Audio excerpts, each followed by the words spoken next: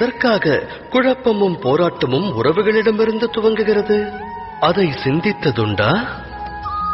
ஒருவரின் மேலான எண்ணங்களை உறவினரான இன்னொருவர் புரிந்து கொள்ளாத நிலை வரும்போது, முழு மனதோடு அதை ஏற்காத போது போராட்டம் துவங்குகிறது.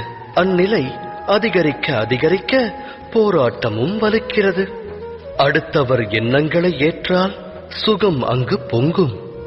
இது சத்திய வார்த்தைகள். அலைபாயும் தனது எண்ணங்களுக்கு மனிதன் கடிவாளமிட்டு மற்றவர் மாற வேண்டும் எனும் பிடிவாத எண்ணத்தை விடுத்து அடுத்தவர் நலனுக்காக தன்னை மாற்றுவதற்கு முயற்சி மேற்கொண்டானேயானால் அதன் பிறகு அவன் உயிர்வினை பெறுவதோடு உறவுகளுக்கிடையிலும் ஆனந்தம் பெருகும். அந்த வகையில் சுற்றத்தாரை ஸ்வீகரிப்பதல்லவா சுகத்திற்கான மார்க்கம்? சிந்தித்து செயலாற்றுங்கள்.